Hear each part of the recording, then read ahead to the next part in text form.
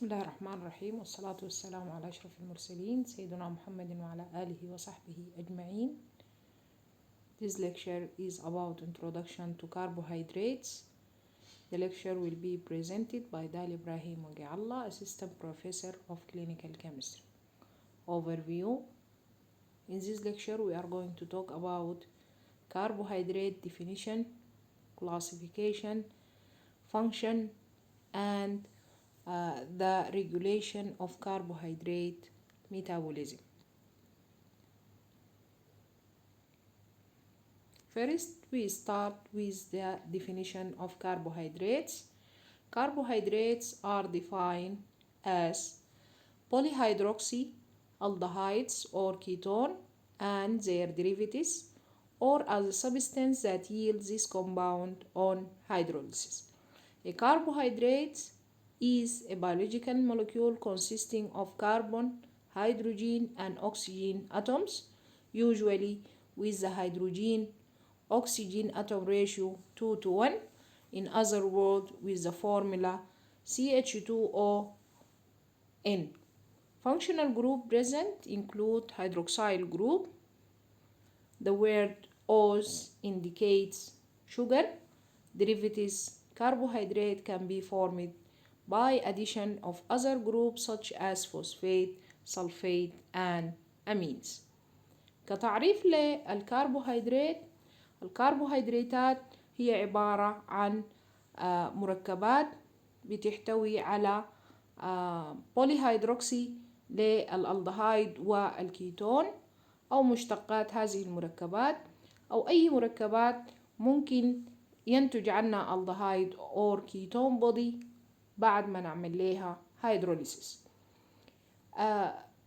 وبالإضافة لذلك الكربوهيدرات هي عبارة عن مركبات بتحتوي على كربون، هيدروجين، أكسجين، ودائما بتكون بتتكون من نسبة الأكسجين الهيدروجين للأكسجين بتكون 2:1، ودائما الصيغة الجزيئية بتاعتها بتكون CH2O الكل مضروب في N، و N هنا بتعني عدد الكربون.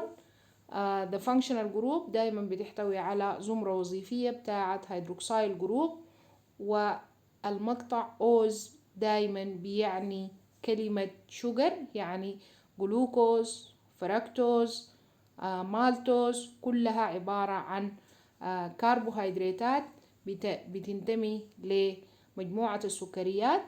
عندنا كربوهيدراتات مشتقة، ودي دايما بتكون بإضافة مجموعة أو جروب آخر مثل مجموعة الفوسفات أو الكبريتات أو مجموعة الأمين. Classification of carbohydrates. Carbohydrates can be classified in different ways. First, we are going to talk about the classes that based on the number of sugar unit in the chain. Carbohydrates are classified according to the number of sugar units that make them up to monosaccharide, disaccharide, oligosaccharide, and polysaccharides. الكربوهيدرات بتصنف على بأنواع كثيرة أو طرق كثيرة للتصنيف. هنتكلم عن التصنيف اللي بيعتمد على عدد وحدات السكر الموجودة في السلسلة بتاعة الكربوهيدرات، ومن خلال هذا التصنيف بنصنف الكربوهيدرات لإما سكريات أحادية مونوساكرايد، أو ثنائية دايساكرايد، أو أوليغوساكرايد، أو بوليساكرايد وهي السكريات المتعددة. Number 1, monosaccharides. Monosaccharides are simple sugar possess a free aldehyde or ketone group and 2 or more hydroxyl group. They are the simplest sugar and cannot be hydrolyzed further into a small unit, contain a single carbon chain. السكريات الأحادية هي أبسط أنواع السكريات، يا إما تكون سكريات من نوع الألدهايد أو الكيتون، و بتحتوي على مجموعة بتاعت زي ما ذكرنا الدهيد أو كيتون بالإضافة لمجموعة الهيدروكسيل.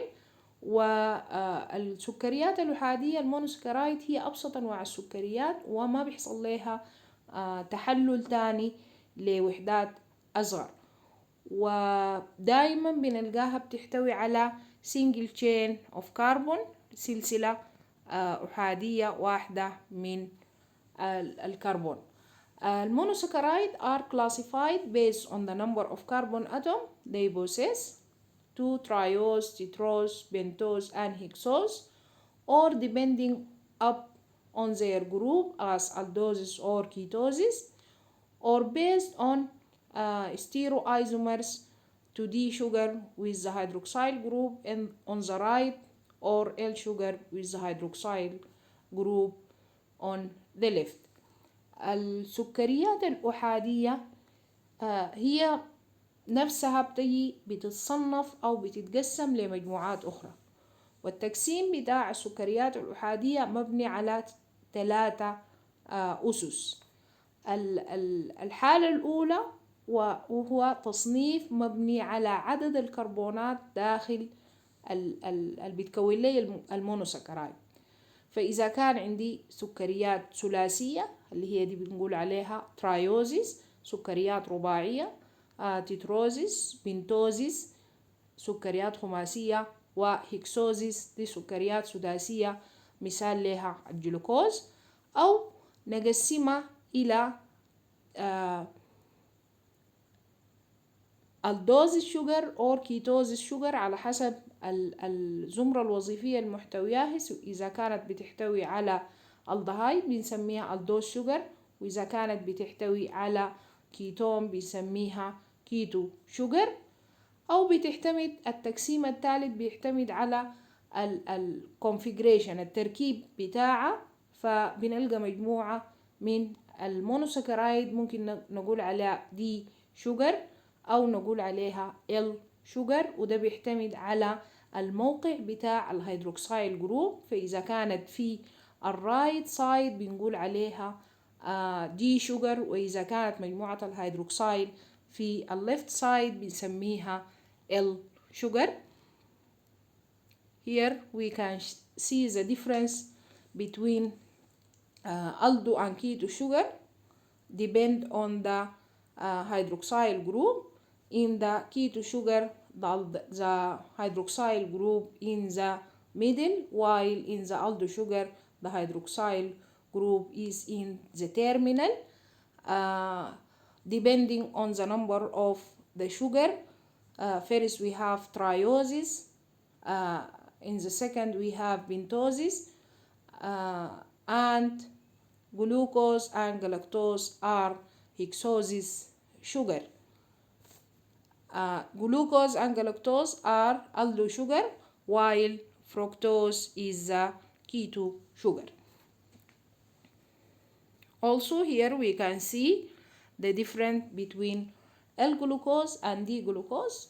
برضو هنا بنقدر نشوف الفرق بين ال جلوكوز والدي جلوكوز depend on the position of hydroxyl group.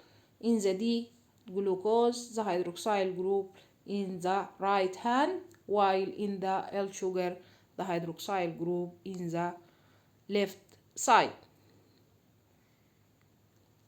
Number 2 is the disaccharides. Disaccharides is a combination of two monosaccharides. A disaccharide is formed when a dehydration reaction joins two monosaccharides. This covalent bond is called glycosidic linking. The most common disaccharides are maltose, which is composed from glucose or two glucose units. Lactose is formed from galactose plus glucose, and sucrose is formed from fructose plus glucose. Lactase is the disaccharidase enzyme responsible for hydrolysis of disaccharides to monosaccharides. عندنا السكريات الثنائية أو السكريات الثنائية هي عبارة عن ارتباط ل 2 monosaccharides مع بعض، وبتنتج من عملية الديهايدريشن رياكشن، وعملية الديهايدريشن اللي هو نزع الماء من 2 monosaccharides بينتج عنه تكوين رابطة بين ذرتين المونوساكرايدز. الرابطة دي عبارة عن رابطة covalent bond، رابطة إسهامية تعرف باسم الجلايكوسيديك لينكي. وزي ما ذكرنا أشهر أو أهم الدايساكرايد هم المالتوز، اللاكتوز، والسكروز.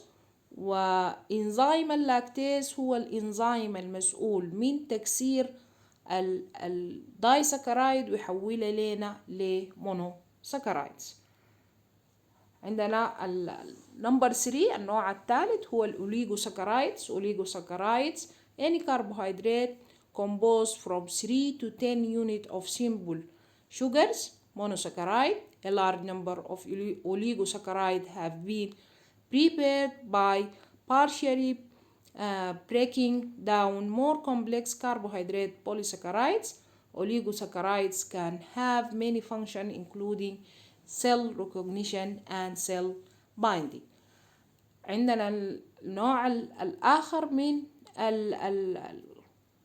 carbohydrate or sugar which is known as oligosaccharide. الأوليغوساكرايد هي عبارة عن كربوهيدرات بتحتوي على 3 to 10 من 3 ل 10 مونوساكرايدز مع بعض، وبنتحصل عليها بالهيدروليسيس أو بالبريك داون بتاع البوليساكرايد. وبنلقى الأوليغوساكرايد بتقوم لي بماني فانكشن، منها التعرف على الخلايا والسيل بايندينج. Polysaccharide. Most carbohydrates found in nature occur in polysaccharides polymers of medium to high molecular weight. Polysaccharides, also called glycans, differ from each other in identity of their recurring monosaccharide units, in the length of their chain, in the type of bond link the unit, and the degree of branching. Amylase hydrolyze starch to disaccharides. Polysaccharides are of two types, either homopolysaccharides or heteropolysaccharides. The homopolysaccharides contain only a single monosaccharide or monomeric species, while heteropolysaccharide contain 2 or more different kinds of monomeric species. عندنا الكلاس الأخير من الكربوهيدرات هو البوليساكرايد. والبوليساكرايد بنلقى معظم الكربوهيدرات بتتوجد في صورة بوليساكرايد بوليمرز، بنطلق عليها برضو اسم الجلايكان. وبتختلف البوليساكرايدز من نوع لآخر على حسب نوع المونوساكرايدز المكوناها لي أو عددها، اللينس بتاع التشين طول السلسلة، الطيب بتاع البوند، الارتباط بتاع البوند بين المونوساكرايد، والديجري اوف برانشينج ودرجة التفرع بتاعه. انزيم الاميليز بيعمل لي هيدروليسيس للبوليساكرايد مينلي للستارش بيحوله لي لداي ساكرايدز. وبنلقى البوليساكرايدز ممكن تكون في صور مختلفة، إما تكون هيتيرو بوليساكرايد أو هومو بوليساكرايد. لما نقول عليها هومو بوليساكرايد معناتها الكربوهيدرات أو المونوساكرايد المكونة لي عبارة عن نوع واحد، سبيشيز واحد، يعني ممكن يكونوا كلهم جلوكوز أو كلهم فروكتوز وهكذا. أما لما نقول هيتيرو بوليساكرايد معناتها بتحتوي على أكثر من نوع من المونوساكرايدز المكونة. based on the number of sugar unit in the chain. هنا ده التقسيم بتاع الكربوهيدرات للفور كلاسز اعتمادا على عدد الشوجر في اليونت. إذا كان شوجر يونت، إذا كان عندي 1 بنسميها مونوساكرايد، اكزامبل لا الجلوكوز، الفركتوز، الجلاكتوز. 2 دايساكرايد لايك المالتوز، اللاكتوز، السكروز. 3 to 10 اوليغوساكرايد زي الريفينوز. و more than 10 بوليساكرايد بنسميها starch and glycogen. Chemical properties of carbohydrate. We find that all the carbohydrate or some of carbohydrate are reducing substance, can reduce or oxidize other compound, example glucose, maltose, fructose, lactose, and galactose, while other carbohydrate are non-reducing carbohydrate, cannot reduce or oxidize compound, example sucrose.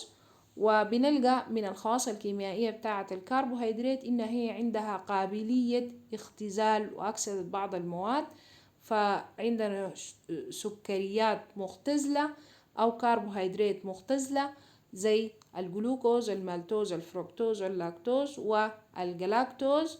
والسكروز يعتبر non-reducing كربوهيدرات، وده بيعتمد على إنه عنده free aldehyde group or not.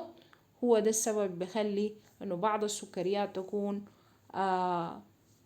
تكون سكريات reducing sugar or non-reducing carbohydrate. Function of carbohydrate. Carbohydrate are energy source to fuel cellular reaction. They form structural and protective components like in cell membrane, are intermediate in the formation of fat and protein, aid in regulation of nerve tissue, and is the energy source of the brain. With lipid and protein form surface antigen receptors, molecules and vitamins, formation of RNA and DNA, formation of connective tissue. لو اتكلمنا على الوظائف بتاعة الكربوهيدرات بنلقاها هي عبارة عن energy source للسيلولر رياكشن اللي بتوفر لنا الطاقة أو الوقود للتفاعلات داخل الخلايا. بنلقاها بتمثل لنا structure تركيب البنائي وحماية في صورة cell membrane.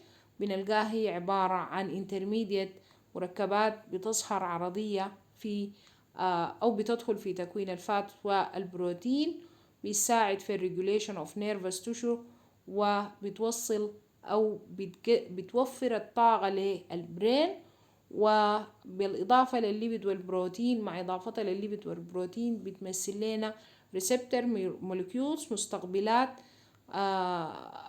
وأنتيجينات، وبتدخل في تصنيع ال RNA وال DNA، وكذلك بتدخل في تصنيع الكونكتيف tissue. Important of glucose for the nervous system. Glucose is a primary source of energy for human. The nervous system, including the brain, totally depend on the glucose from the ECF. The nervous tissue cannot concentrate or store glucose. It is critical to maintain a steady supply of glucose to the tissue. For this reason, the concentration of glucose must maintain in a narrow range. Nervous system cannot function normally when glucose is fall below the normal range. في الجزء ده هنتكلم عن أهمية الجلوكوز بالنسبة للنيرفس سيستم، بالنسبة للجهاز العصبي.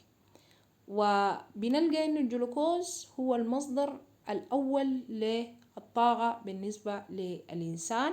والجهاز العصبي تحديدا البرين بيعتمد اعتماد كبير على السكر الموجود في الاكسترا سيلولر فلويد، ولأنه النيرفس سيستم ما بيقدر يخزن ولا بيقدر يصنع الجلوكوز، عشان كده هو بيعتمد على ECF جلوكوز.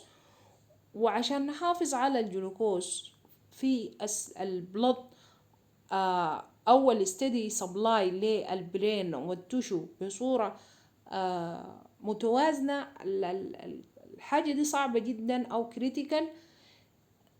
عشان كده احنا المفروض نخلي مستوى الجلوكوز يكون في نارو رينج، والنيرفس سيستم ما بيقدر يقوم بكل الوظائف بتاعته أو بأي وظيفة من الوظائف بتاعته إذا الجلوكوز نزل أقل من النورمال رينج.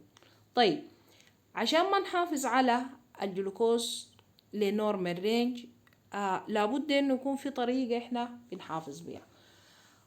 هنجي نشوف الفيت اوف جلوكوز. اللي بيحصل شنو للجلوكوز ده لما او الكربوهيدرات لما تدخل الجسم. Ingested carbohydrates are polymers such as starch and glycogen. Amylase enzyme is responsible for the digestion of this compound to disaccharide and dextrine. The compound further hydrolyzed to monosaccharide by maltase.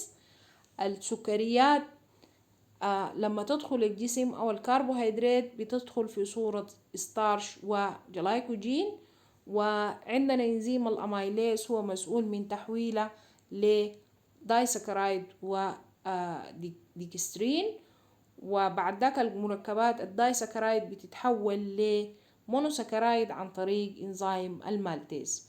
The enzyme saccharase lactase are hydrolyzed sucrose to glucose and fructose and lactose to glucose and galactose.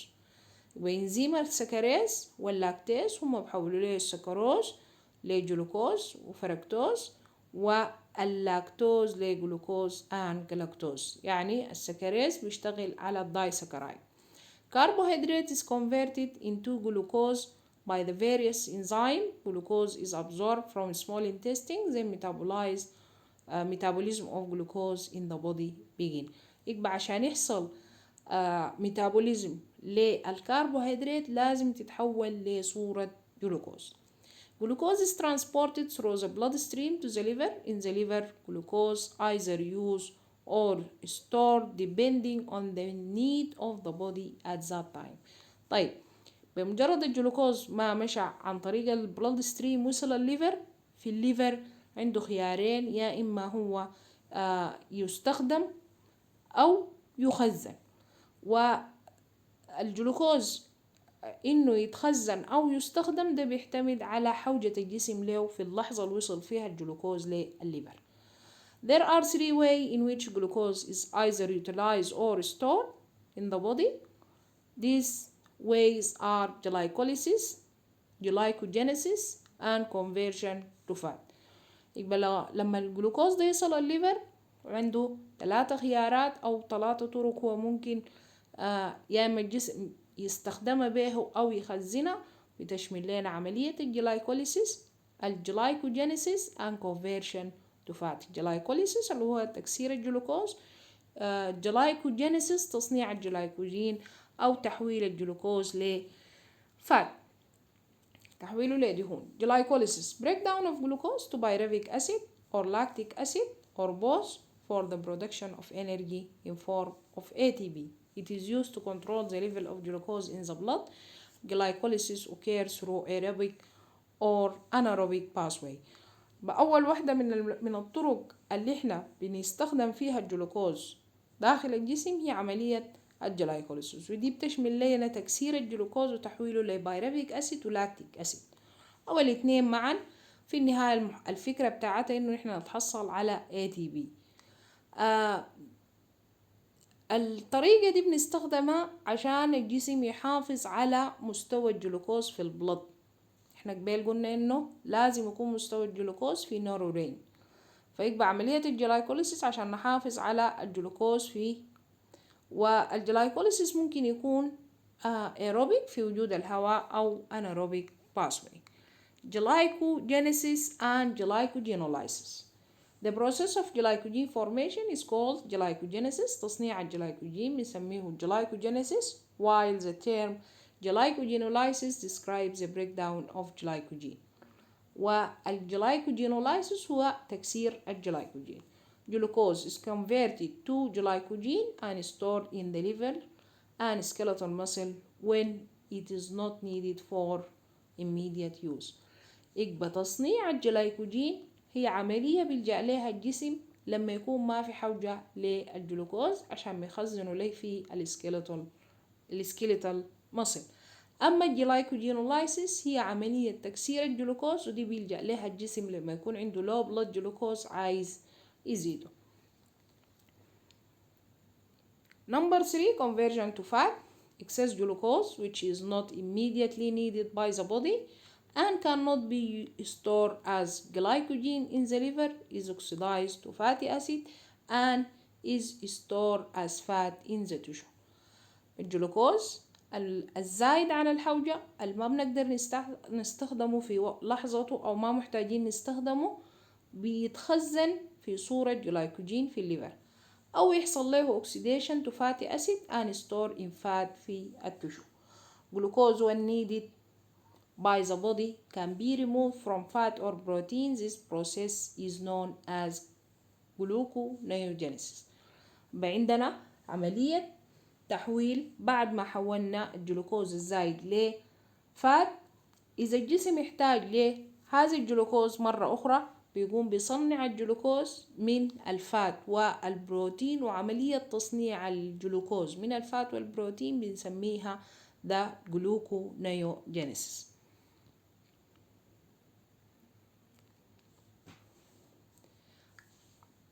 The last part of this lecture is about the regulation of blood glucose metabolism. كيف الجسم بيعمل regulation للبلد glucose metabolism. This is under two major hormones, insulin and glucagon. Both produced by the pancreas. Their action opposite each other. Other hormones include epinephrine, glucocorticoid, ACTH, growth hormone, thyroxine, and somatostatin. يبقى الريجوليشن اوف بلود جلوكوز ميتابوليزم بيتم تحت تأثير هرمونين هما هرمون الانسولين وهرمون الجلوكاجون، وهذين الهرمونين بينتجوا لنا البنكرياس، والعمل بتاع كل واحد من الهرمونات دي مضاد للآخر.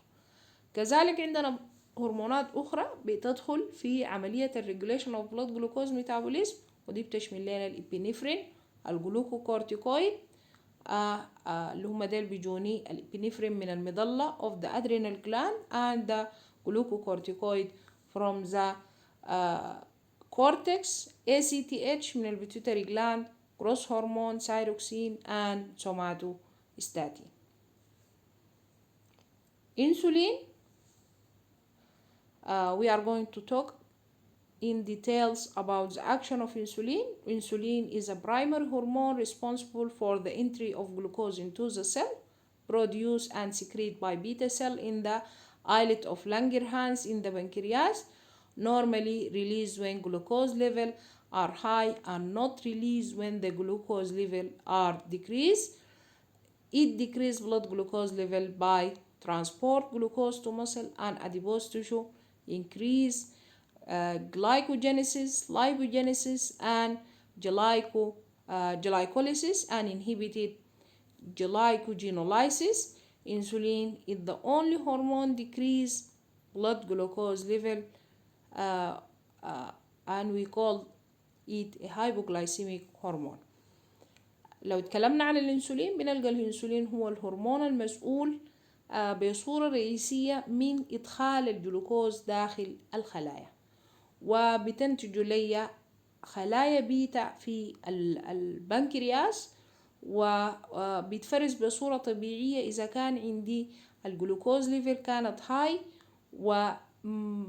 وبيصبط الإفراز بتاعه باللو ليفل of blood glucose. إذا كان الجلوكوز لو الانسولين ما بيتفرز لما يكون البلد جلوكوز هاي.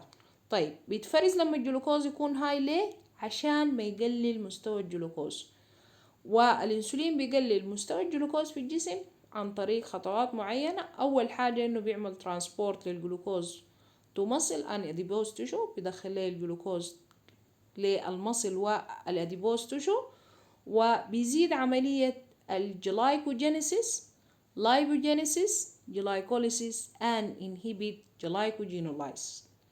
Insulin is the only hormone decrease blood glucose، هو الهرمون الوحيد اللي بيعمل انخفاض للبلد جلوكوز.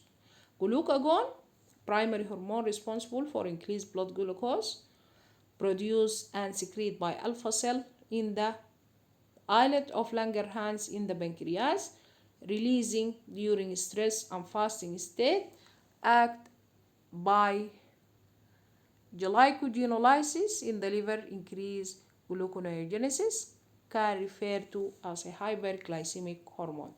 الجلوكاجون العكسي تماما للأنسولين اللي هو بنسميه أنتاجونيزم للأنسولين أو مضاد للأنسولين.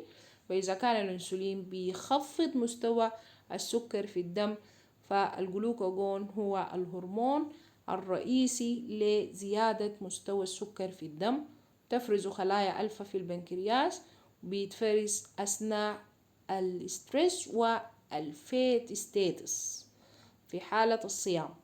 act by glycogenolysis اللي هو بيساهم في تكسير الجلايكوجين وبعملية تصنيع الجلوكوز from non-carbohydrate sources اللي هي الجلوكونيوجينيسيس.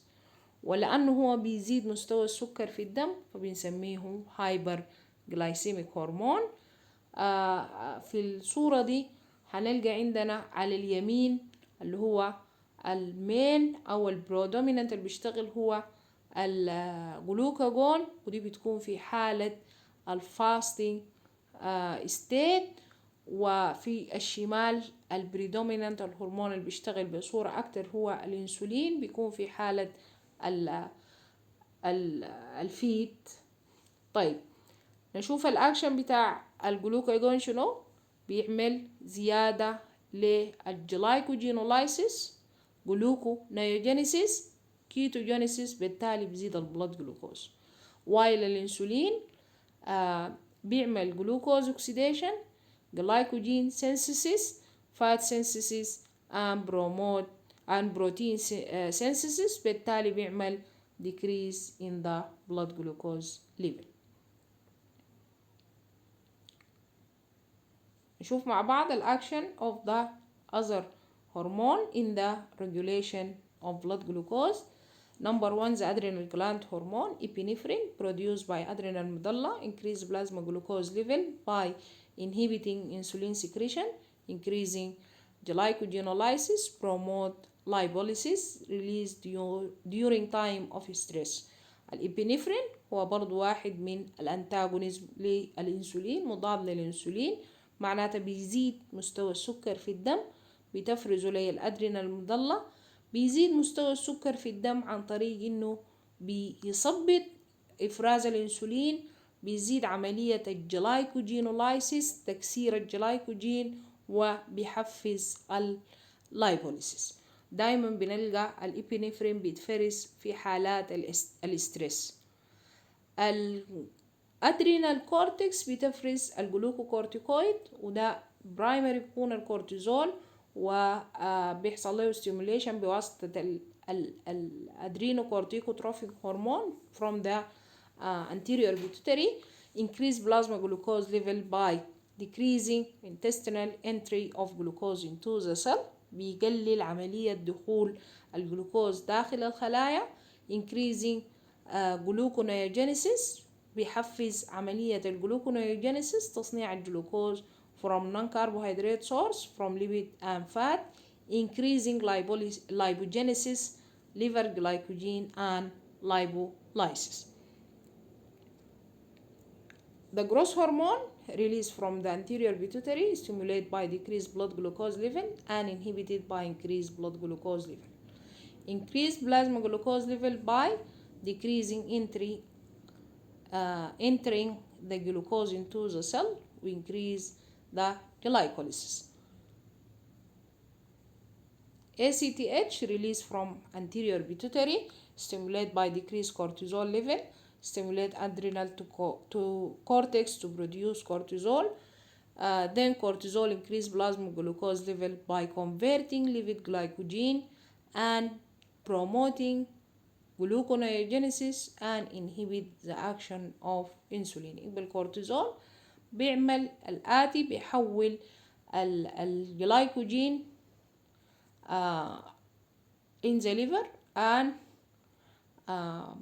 promoting gluconeogenesis وكذلك بيثبط عمل الانسولين. Thyroxine produced by thyroid gland under the stimulation of thyroid stimulating hormone increase plasma glucose level by increasing glycogenolysis, gluconeogenesis, intestinal absorption of glucose. الثايروكسين بتفرزه ليه الثيرويد جلاند تحت تأثير أو اللي بيحفزه لأنه يتفرز هو الثيرويد ستيموليتنج هرمون. الثايروكسين بيزيد البلازما جلوكوز عن طريق إنه بيحفز عملية الجلايكوجينولايسيس gluconeogenesis and intestinal absorption of glucose. Finally, we have the hormone somatostatin, which is known as growth hormone inhibitory hormone. يعرف باسم growth hormone inhibitory hormone produced by gamma cell in the islet of Langerhans of the pancreas, increase plasma glucose by inhibition of insulin. That is all about the introduction to carbohydrate. Here are the reference for further reading, and thank you for